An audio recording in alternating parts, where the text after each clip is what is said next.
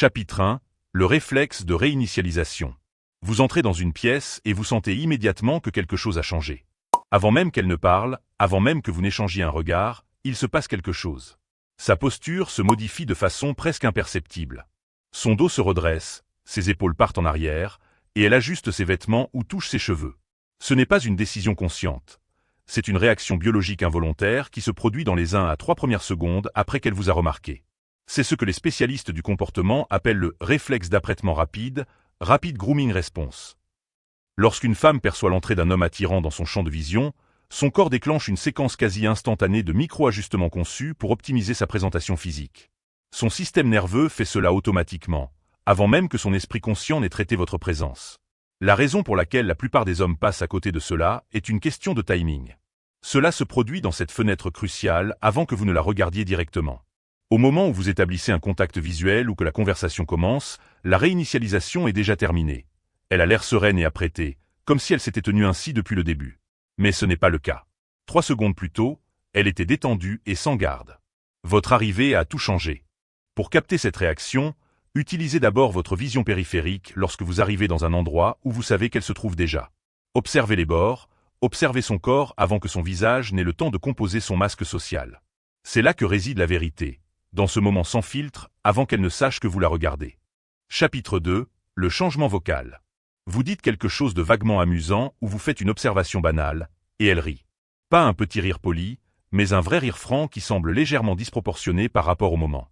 Vous vous dites « Attends, ce n'était même pas si drôle. » Vous avez raison, ça ne l'était pas. Mais elle ne rit pas de vos mots, elle rit de votre présence. Lorsqu'une femme trouve un homme attirant, son seuil de tolérance à l'humour baisse considérablement.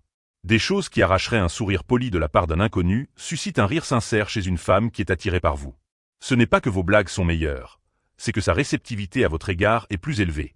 Observez la façon dont elle rit. Se penche-t-elle vers vous? Vous touche-t-elle en riant? Couvre-t-elle sa bouche en détournant le regard avec un léger rougissement? Le rire semble-t-il provenir de quelque chose de plus profond qu'une simple politesse sociale? Ces micro-comportements à l'intérieur du rire sont les véritables données. Le rire en lui-même est le gros titre.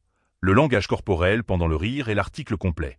Comparez cela à la façon dont elle réagit à l'humour d'autres hommes du groupe.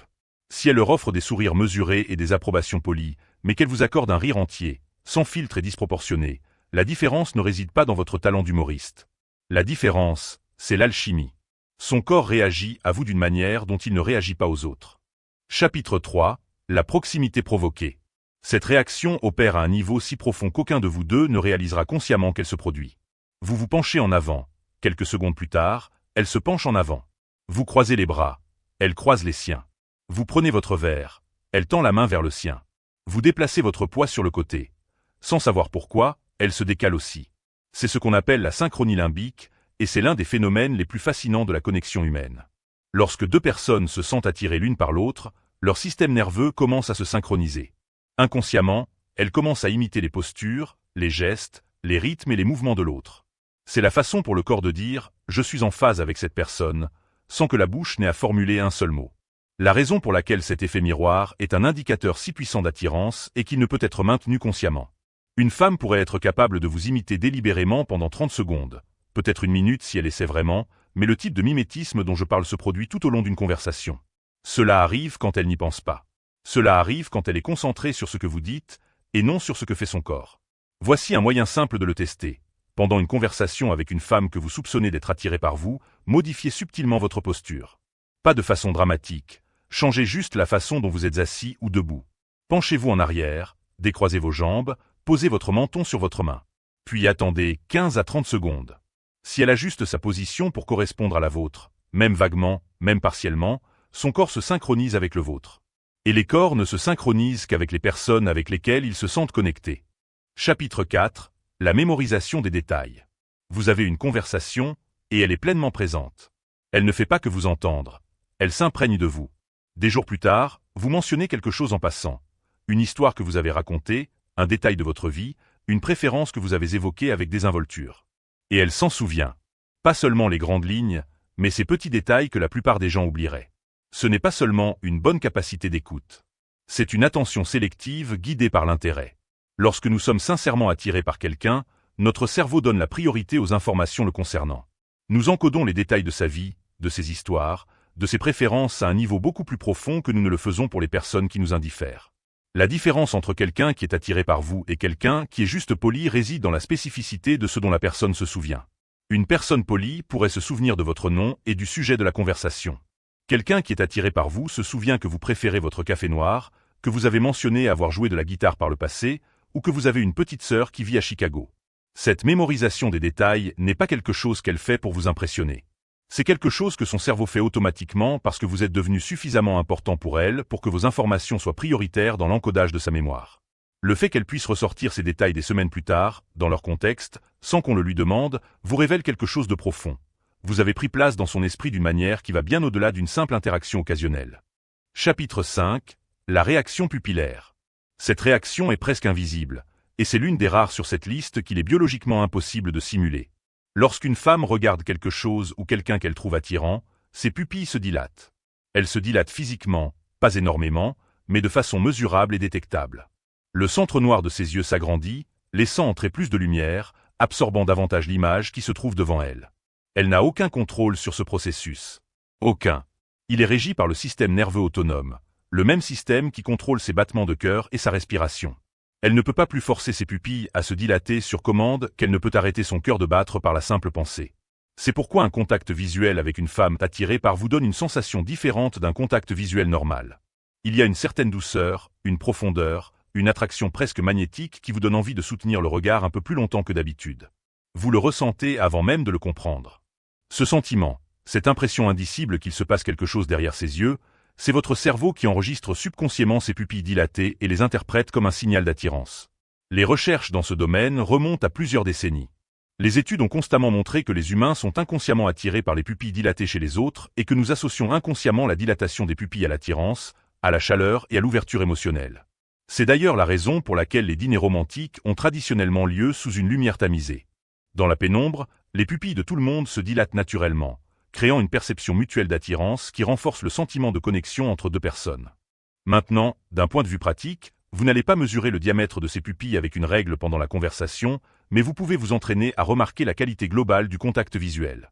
Semble-t-il chaleureux? Avez-vous l'impression qu'elle s'imprègne de vous plutôt que de simplement vous regarder? Son regard a-t-il une douceur, une ouverture qui semble aller au-delà d'un simple contact visuel social? Si la réponse est oui, ses yeux vous disent quelque chose que ses lèvres ne diront jamais. Chapitre 6. Le dévoilement protecteur. Cette réaction est subtile mais profonde. Vous discutez avec elle, et elle partage quelque chose de personnel. Rien de dramatique ou de traumatisant, juste un petit PAN de son monde intérieur qu'elle ne partage généralement pas avec des personnes qu'elle ne connaît pas bien. C'est peut-être une vulnérabilité à son sujet, un rêve qu'elle a, une peur qu'elle porte en elle, ou une histoire de son passé qui l'a façonnée. La clé ici n'est pas seulement le fait qu'elle se confie, c'est qu'elle se confie à vous spécifiquement, et qu'elle le fait d'une manière qui semble naturelle, sans forcer, comme si elle vous laissait entrer plutôt que de jouer l'intimité. Elle crée un pont entre votre monde et le sien. Ce dévoilement protecteur est différent de l'étalage excessif de sa vie, oversharing, ou d'un effort désespéré pour créer un lien. Il est mesuré, approprié au contexte, mais légèrement plus personnel que la situation ne l'exigerait si elle ne s'intéressait pas à vous. C'est sa façon de tester si vous pouvez supporter la vraie elle, si vous êtes quelqu'un qu'elle peut laisser entrer. Les femmes sont généralement très protectrices de leur monde intérieur. Elles ne le partagent que de manière sélective, avec des personnes qu'elles ont jaugées et avec qui elles se sentent en sécurité. Lorsqu'une femme commence à vous laisser voir derrière son masque social, lorsqu'elle commence à révéler la personne qu'elle est quand personne d'autre ne regarde, cela signifie qu'elle a déjà décidé que vous en valez le risque. La vulnérabilité ici ne consiste pas à déballer ses traumatismes ou à faire de la manipulation émotionnelle. Il s'agit de choses discrètes. C'est penser sur un sujet qui lui tient à cœur, une petite insécurité qu'elle a, un objectif sur lequel elle travaille et dont elle a parlé à peu de gens. Ce sont ces morceaux d'elle-même qu'elle vous offre, comme si elle disait « Voici une partie de qui je suis ». Chapitre 7. L'enquête par tiers. Cette réaction se produit en dehors de votre interaction directe avec elle, et c'est l'un des signes les plus révélateurs de son intérêt réel. Elle pose des questions sur vous. Pas seulement des questions banales qui surgissent dans la conversation, mais des demandes délibérées auprès d'autres personnes qui vous connaissent. Elle veut en savoir plus sur votre vie, votre passé, vos intérêts, votre statut amoureux. Il ne s'agit pas d'un comportement de harceleur, stalking. C'est une curiosité naturelle qui s'amplifie lorsque l'attirance est présente. Lorsque nous sommes attirés par quelqu'un, nous voulons mieux le comprendre. Nous voulons du contexte. Nous voulons connaître l'histoire de la personne qui nous intéresse. L'enquête par tiers peut prendre de nombreuses formes. Peut-être qu'un ami commun mentionne qu'elle a posé des questions sur vous. Peut-être remarquez-vous qu'elle est entrée en contact avec des personnes de votre cercle social en ligne. Peut-être que quelqu'un évoque le fait qu'elle semblait curieuse de connaître votre parcours ou votre travail. Ce qui rend cette réaction significative, c'est qu'elle se produit quand vous n'êtes pas là. Ce n'est pas une performance pour vous plaire. C'est un intérêt sincère qui s'exprime par la collecte d'informations. Elle essaie de se faire une image plus complète de qui vous êtes, non pas parce qu'elle a besoin de vous évaluer pour sa propre sécurité, bien que cela en fasse partie, mais parce qu'elle est déjà suffisamment intéressée pour vouloir connaître toute l'histoire. Cette enquête sert également un autre objectif. C'est un moyen de tâter le terrain sans risquer un rejet direct.